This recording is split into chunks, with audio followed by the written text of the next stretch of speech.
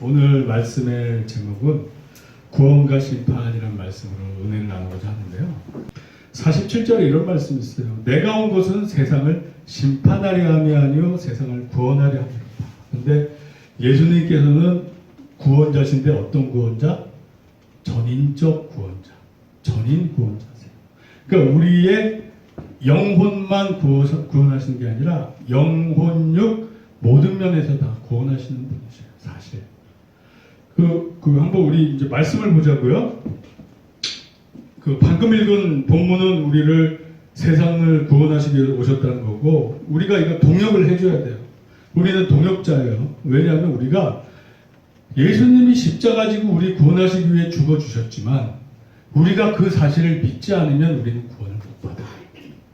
예수님은 세상을 구원하시기 위해 자기 목숨을 버리시고 다시 찾으셨지만, 우리가 그 사실을 인정치 않고 믿지 않고 고개를 획 돌려버리면 구원을 못 받아요. 그래서 구원도 동력이 필요해요. 하나님이 하시는 일, 우리 스스로 해야 될 일. 우리 스스로 해야 될 일은 뭐? 그 사실을 믿는 거. 하나님의 아들 구세주께서 우리를 위해 십자가에 달려 죄사함 주시고 부활승천 하셨다는 이 사실을 우리가 믿는 거. 이거는 우리의 몫이에요. 이 믿는 건 우리의 몫이에요.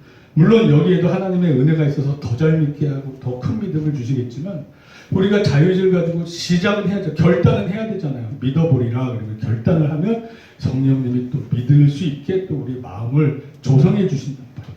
인도해 주신단 말이에요. 그러니까 구원에서 99.99999는 하나님의 하시는 일이고, 우리가 0.0000001 정도 우리가 믿음의 결단 갖는 그 정도는 우리가 해야 돼요. 그것마저 안 하면 구원 못 받는 거예요. 그렇더라고요. 근데 믿음이 제가 잘할수록 이게 점점 깨달아지는 게, 좀 믿음이 어릴 때는 우리가 해야 될 일이 되게 많고 큰 것처럼 느꼈는데, 점점 우리가 하는 일은 사실상 별로 없고 그저 믿는 게 다구나. 물론 그 믿음 안에는 또 행함도 포함이 돼요. 성령님의 이끄심에 따라 행함도 포함이 돼요. 하지만 성령님이 이끄실 때는 불순종하는 게 사실 더 힘들어요. 그냥 순종하는 게 더 편해요. 내 멍에는 쉽고 가벼우니라. 내게 와서 안식을 얻으라 그러시잖아요. 예수님께서. 그렇습니다. 그래서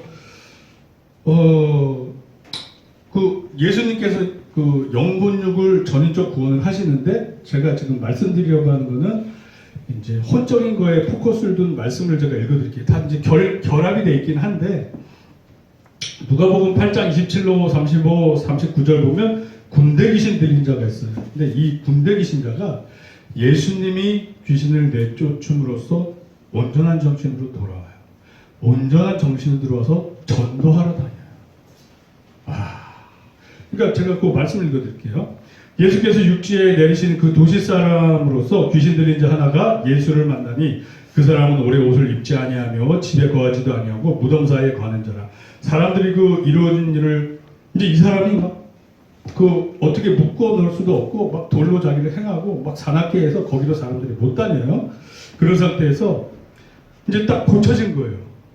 35절, 사람들이 그 이루어진 일을 보러 나와서 예수께 이르러 귀신 나간 사람이 옷을 입고 정신이 온전하여 예수의 발치에 앉아있는 것을 보고 두려워하고, 혼적 치료가 된 거예요.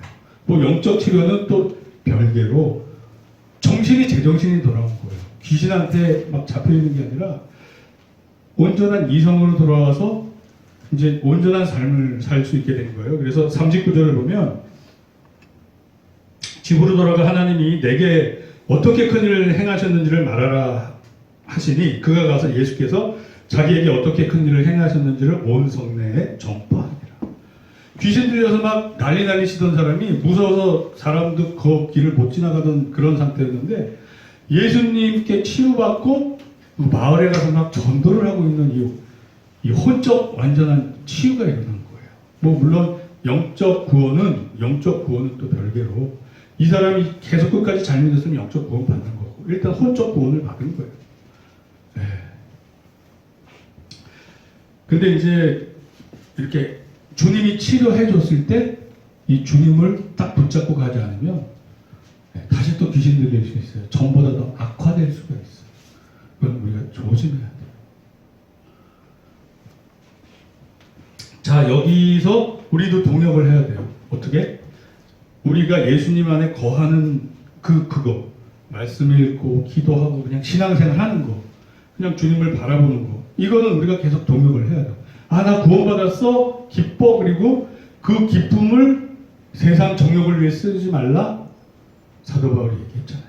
그러니까 구원은 받았지만 막 세상 정욕을 쫓아가다가는 그 구원이 어떻게 될지 몰라요. 흔들려요. 죄 짓고 잃을 수가 있어요. 한 번 구원은 영원한 구원이 아니다. 성경 말씀에 의하면. 그러니까 우리 말씀에는 다양한 측면이 다 있어요. 그래서 한 말씀만 잡고 가면 안 되고 전체를 봐야 돼요. 그래서 우리가 천국 가는 그날까지 하나님을 바라보고 예수님을 바라보고 내 믿음 지키는 거 내가 노력을 해야죠. 이 길로 가면 안 돼 하지만 막 나의 정욕이 막 그 길을 이끌어. 왠지 저쪽으로 가면 더 달콤할 것 같고 저쪽으로 가면 더 자유가 있을 것 같고. 근데 여러분 아시잖아요. 여러분들 인생 살아보시면 하나님 말씀대로 사는 게 더 행복하고 편하고 자유가 있다는 걸 아시잖아요. 느끼시잖아요. 아멘. 그래서 인생 고난 불순종 다 해본 사람들은 막 그쪽으로 고개 다시 돌리고 싶지 않아요. 왜? 자기가 그 지옥을 경험해 봤잖아요. 그리고 예수님 안에 거할 때 항상 진정한 천국이 있다는 걸 알잖아요. 이게 이런 혼적 미혹에서 우리가 예수님을 믿으면 전인 구원이 돼요. 영적 구원, 혼적 구원, 또 육적 구원도 돼요. 육적 구원. 요한복음 5장 3절, 8절에서 9절, 14절 여기 보면 38년 된 병자가 있는데 예수께서 이를 고쳐줘요. 그리고 그 후에 예수께서 성전에서 그 사람을 만나 이르되 보라 내가 나았으니 더 심한 것이 생기지 않게 다시는 죄를 범하지 말라 하시니, 즉 우리가 육적으로 회복이 됐어요. 하나님이 고쳐주셨어. 그럼 그 다음부터는 하나님 말씀에 최대한 맞춰서 살아야 돼요. 그거를 부인하고 또 죄짓고 막 나쁜 짓 하고 아니야 캐세라 뭐 이러면서 내 정욕만 쫓아갈 거야 하면 그 어떻게 될지 몰라요. 더 큰 병이 온대잖아요. 예수님 말씀.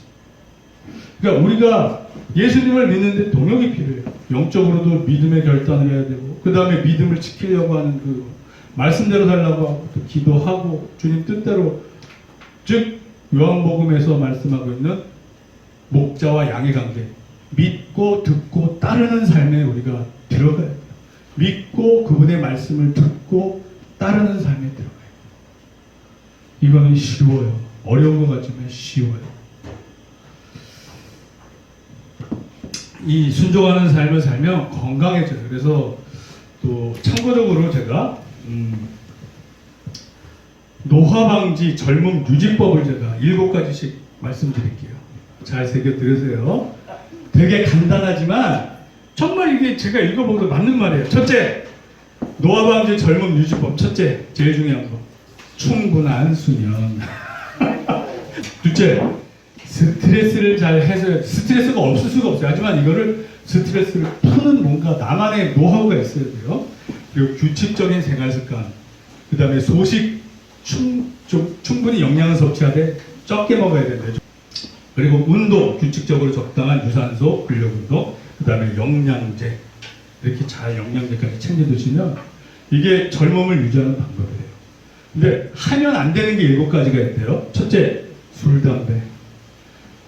술, 담배 하면 안 된대요. 이게 빨리 늙는 돼요. 그리고 증오심, 질투. 마음의 병이 와요.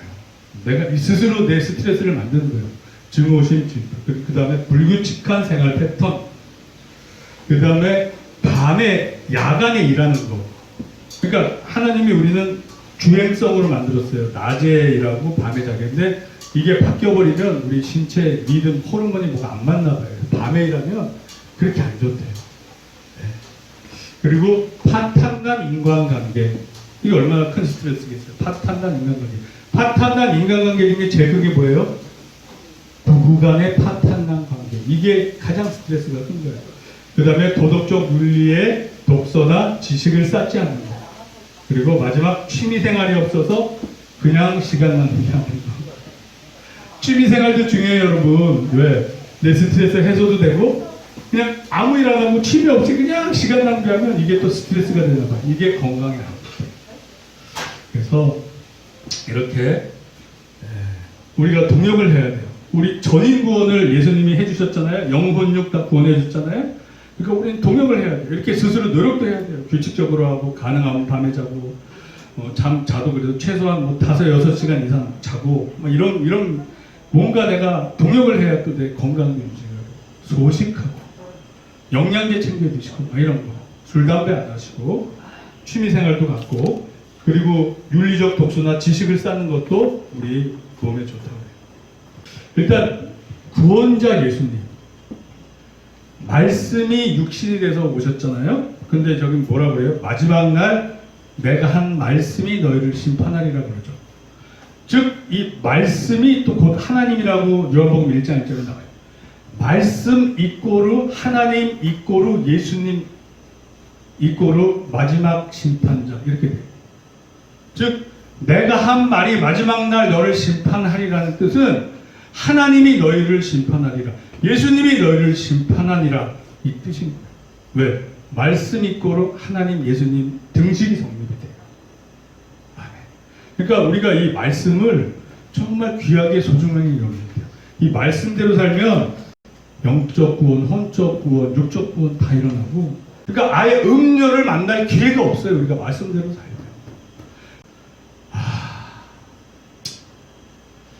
저와 여러분들은 이런 음료, 음남한테 안 빠진 거, 예수님을 믿음으로써 안 빠진 거 감사하면서 삽시다. 아멘. 기도하겠습니다.